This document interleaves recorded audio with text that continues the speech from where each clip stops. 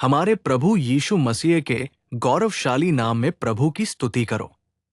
हमारे होसन्ना मंत्रालयों की ओर से मैं आप सभी को हार्दिक बधाई देता हूं। प्रभु आपको आशीर्वाद दें और समृद्ध करें। प्रियजनों, प्रभु ने आज तक हमें अपने आलिंगन में सुरक्षित रखा है, हमें भरपूर अनुग्रह प्रदान किया है और आवश्यकतानुसार हमें प्रतिदिन अनुग्रह प्रदान किया है। उसने कृपापूर्वक हमें अपनी दृष्टि में सुरक्षित रखा है ताकि कोई बुराई हमारे पास ना आ सके और शैतान की कोई भी चाल हम पर हावी न हो सके। प्रभु ने हमें भरपूर अनुग्रह, अभिषेक, शक्ति और सामर्थ्य प्रदान किया है और उसने हमें अब तक अपने आलिंगन में छिपा रखा है। प्रभु ने हमें जीवित रखा है ताकि हम जीवित प्रभु की आराधना जीवितों की भूमि में कर सकें। इसके लिए हमें वास्तव में आभारी होना चाहिए और उसकी स्तुति करनी चाहिए। प्रियजनों, पवित्र शास्त्र में भी जब हम पढ़ते हैं तो व्यवस्था विवरण 32:7 में एक सुंदर वचन है, पुराने दिनों को स्मरण करो, कई पीढ़ियों के वर्षों पर विचार करो। अपने पिता से पूछो और वो तुम्हें बताएगा, अपने बुजुर्गों से पूछो और वे तुम्हें बताएंगे। देखो, दिन बीत रहे हैं।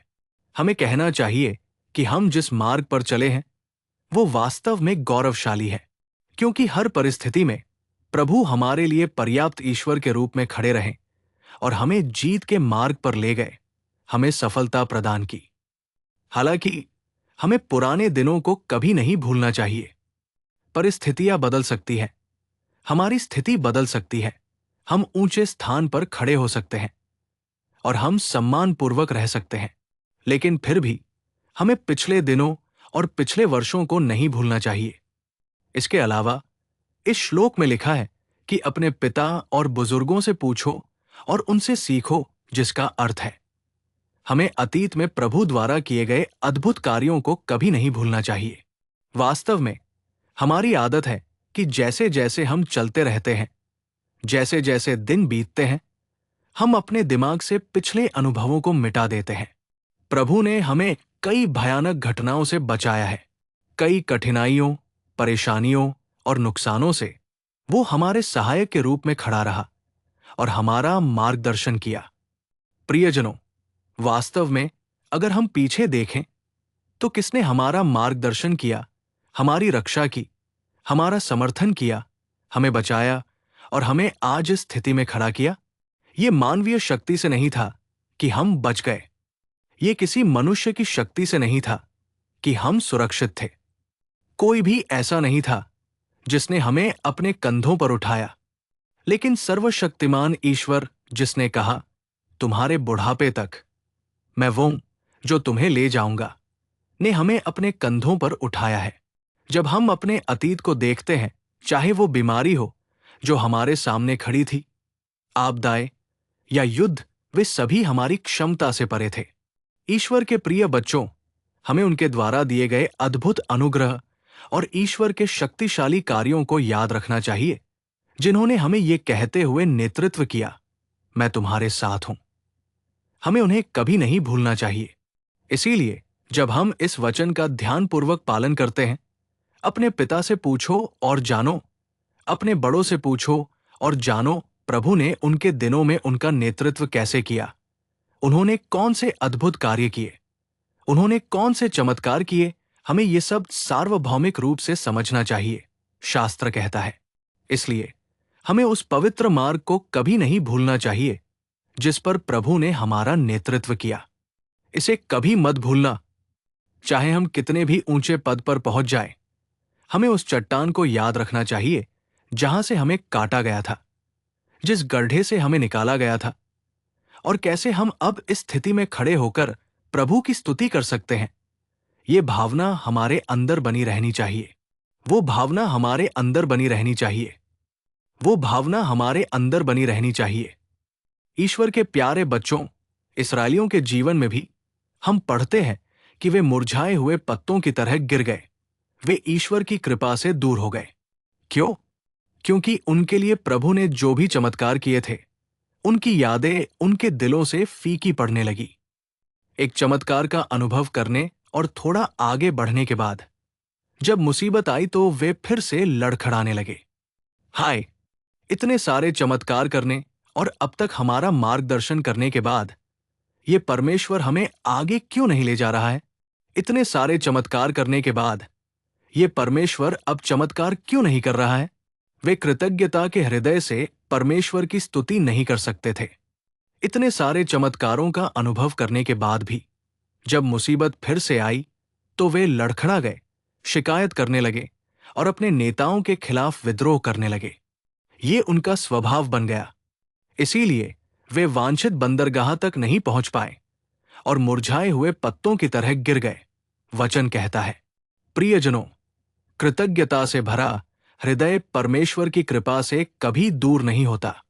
ये परमेश्वर की करुणा से कभी दूर नहीं होता। इसीलिए जिस पवित्र मार्ग से प्रभु ने उनका मार्गदर्शन किया, उसमें प्रभु ने उनसे जो चाहा वो ये था। ये सिर्फ तुम्हारे लिए नहीं है। ये अनुभव सिर्फ तुम्हारी पीढ़ी के लिए नहीं है, बल्कि आने वाली पीढ़ियों के लिए इन कार्यों को याद रखना चाहिए। तुम्हारे बच्चों और तुम्हारे बच्चों के बच्चों को ये बातें याद रखनी चाहिए। प्रभु ने कहा, उसने कहा, ये भोजन जो तुम खा रहे हो वो सिर्फ तुम्हारे लिए नहीं है। इस भोजन को एक बर्तन में रखो और वाचा के संदूक में रख दो। उसने कहा, हारून की छड़ी जो अंकुरित हुई है उसे ले लो और वाचा के संदूक में रख दो। उसने कहा, आज्ञाओं की पटियाएं लो और उन्हें वाचा के संदूक में रख दो। क्यों? क्योंकि जब तुम कनान पहुंचोगे तो ये तुम्हारी पीढ़ियों के लिए एक स्मरण के रूप में रहेगा। कैसे तुमको सहारा दिया गया, कैसे तुमको छुड़ाया गया, कैसे मैंने तुम्हारा नेतृत्व किया। ये सब तुम्हारी पीढ़ियों को याद रखना चाहिए। इन्हें याद रखना चाहिए। मेरे प्यारे ईश्वर के बच्चों, हमारे जीवन में भी कैसे प्रभु ने हमें सहारा दिया, कैसे प्रभु ने हमें विजय दिलाई, किन आज्ञाओं के माध्यम से प्रभु ने हमारी रक्षा की। इनमें से कोई भी एक दिन में पूरा नहीं होना चाहिए। उन्हें हमारी यादों में हमेशा के लिए रहना चाहिए। जब हम अपने जीवन में पीछे देखते हैं तो हमें उनकी कृपा दिखाई देनी चाहिए। उनके द्वारा किए गए अद्भुत कार्यों के आधार पर कृतज्ञता उमड़नी चाहिए। हमें ऐसे लोगों में बदलना चाहिए जो उनकी स्तुति करते हैं। इसलिए भजनहार ने एक सुंदर शब्द कहा है। जब हम भजन 77 के पद 5 और 6 को पढ़ते हैं तो वे कहते हैं, मैंने पुराने दिनों, प्राचीन काल के वर्षों पर विचार किया है। मैं रात में अपने गीत को याद करता हूं, मैं अपने हृदय में ध्यान करता हूं। प्रियजनों, देखो वचन में वे कहते हैं कि उन्हें पुराने दिन, प्राचीन काल के वर्ष और यहां तक कि रात में गाया गया गीत भी याद है। हम नहीं जानते कि उन्होंने उस रात कैसे गाया, किस दर्द के साथ गाया, उन्होंने प्रभु की उपस्थिति में कैसे स्तुति की। लेकिन इस भजन में वे हमें उन यादों की याद दिला रहे हैं। मेरे शुरुआती दिनों में, पुराने वर्षों में, रात में मैं लेट गया और गाया और मेरा गीत मेरे भीतर से नहीं निकला। आज हालांकि मुझे मुक्ति मिली, बचाया गया, संरक्षित किया गया और मैं बहुतायत में रह रहा हूं, मैंने उन यादों को नहीं मिटाया। वास्तव में ईश्वर के प्यारे बच्चों, एक कृतज्ञ व्यक्ति के हृदय में वे यादें उच्चतम स्तर पर अंकित रहती हैं। वे कभी फीकी नहीं पड़ेंगी। जब भी हम ईश्वर की उपस्थिति में बैठते हैं तो वे यादें हमें कृतज्ञता से भरे लोगों में बदल देती हैं। हम दाऊद के जीवन में देखते हैं, राजा अभिषिक्त होने के बाद भी वो जाकर प्रभु की उपस्थिति में बैठता है और प्रार्थना करता है, कहता है, हे प्रभु मेरे परमेश्वर, मैं कौन हूं कि तूने मुझे यहां तक पहुंचाया है और मेरा परिवार क्या है। राजा के रूप में अभिषिक्त होने के बाद भी वो अतीत को नहीं भूला। वो उन कड़वे अनुभवों, उन संकीर्ण परिस्थितियों को नहीं भूला। एक बार मैं गरीब था, छोटा था, एक बच्चा था, तो क्या हुआ? अब ये खत्म हो गया है। मुझे वो सब क्यों याद रखना चाहिए?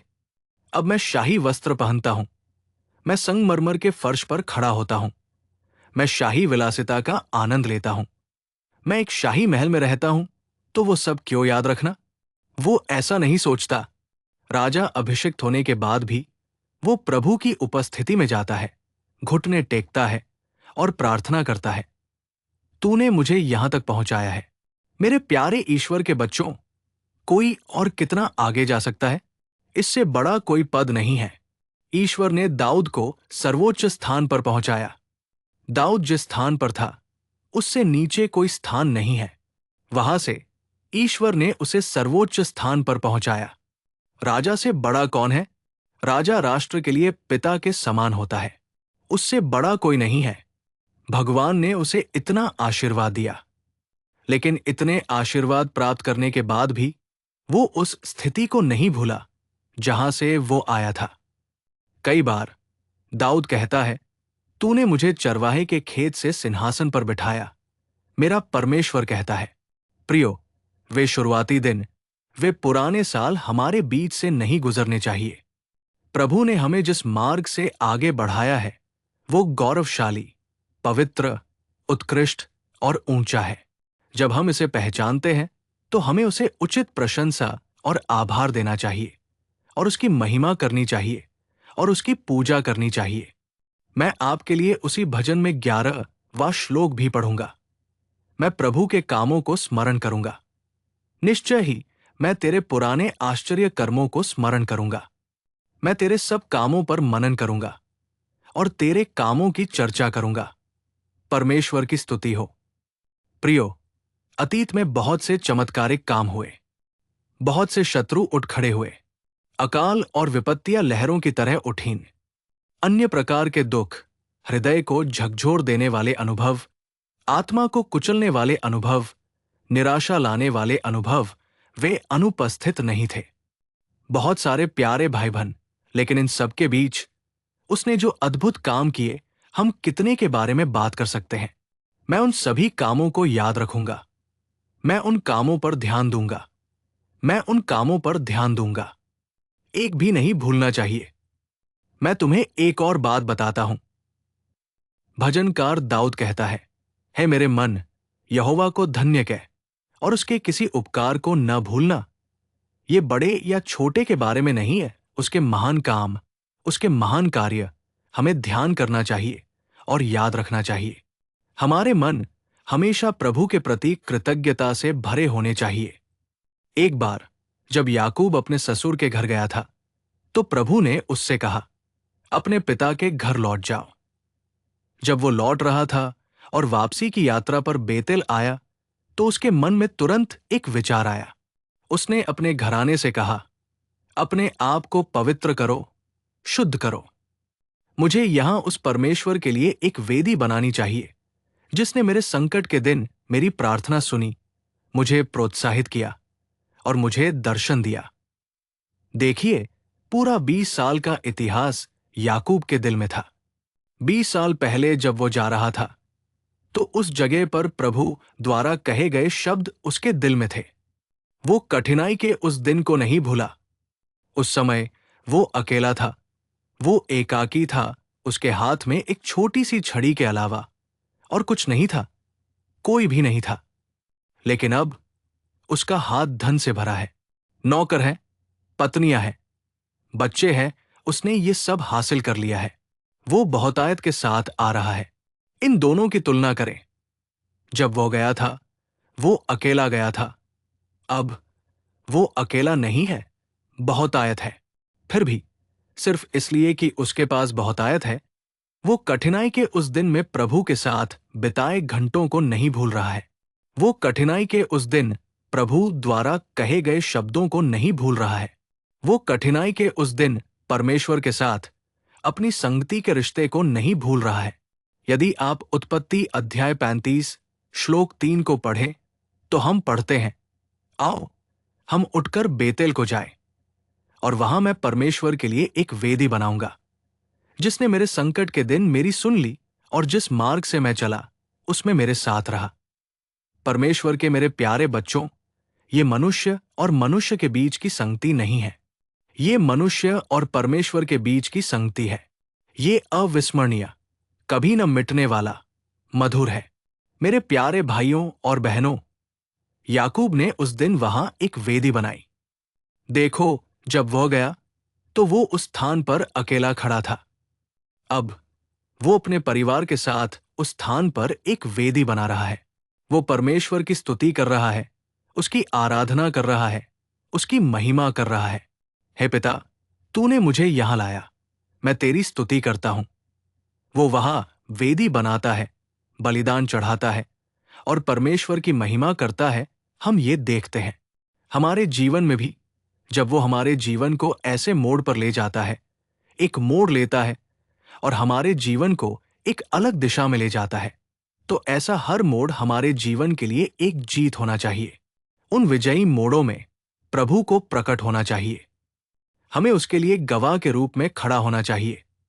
उसने जो अनुग्रह दिया है, जो शक्ति दी है, जो अभिषेक दिया है, जो दिव्य जीवन के अनुभव दिए हैं, उसके द्वारा हमें ऐसे व्यक्ति बनना चाहिए जो कृतज्ञता के साथ उसकी उपस्थिति में एक वेदी बना सके। प्रभु हम सभी को ऐसी कृपा प्रदान करें। ईश्वर आपको आशीर्वाद दे और आपको समृद्ध करें। अपना सिर झुकाएं। आइए हम एक छोटी प्रार्थना करें। हे ईश्वर, कृपा और सत्य से भरे हुए जीवित प्रभु और स्वामी, मैं आपकी पूजा करता हूं। हे पिता, आपने शुरुआती दिनों में, पुराने वर्षों में कितने महान कार्य किए हैं। हम उनके लिए आपकी प्रशंसा कैसे कर सकते हैं? वे हमारी गिनती से परे हैं, हमारी कल्पना से परे हैं। प्रभु, फिर भी कृतज्ञता के साथ अपने सिर झुकाकर और आपके चरणों के पास आकर हम यहां एक एक करके उन महान कार्यों को याद करते हुए जो आपने हमारे लिए किए हैं, धन्यवाद और प्रशंसा अर्पित करते हैं। हे प्रभु, देखो, हर बच्चा इन शब्दों को सुनते हुए इस प्रार्थना में एकजुट हो रहा है। उन्हें भी कृतज्ञता से भरे हुए आपके लिए गवाह के रूप में खड़ा करें। चाहे दाई ओर हो या बाई ओर, हमें पीछे न हटना चाहिए। हमें से प्रत्येक को आपकी स्तुति के साधन के रूप में तैयार करें और उनका नेतृत्व करें। हम अपने आप को आपके हाथों में सौंपते हैं और यीशु के नाम पर प्रार्थना करते हैं और मांगते हैं, पिता, आमीन, आमीन। प्रभु आपको आशीर्वाद दें और आपको समृद्ध करें। आमीन। हर दिन इन दैनिक अनुग्रह संदेशों और कई और आध्यात्मिक संदेशों के लिए हमारे YouTube चैनल की सदस्यता लें।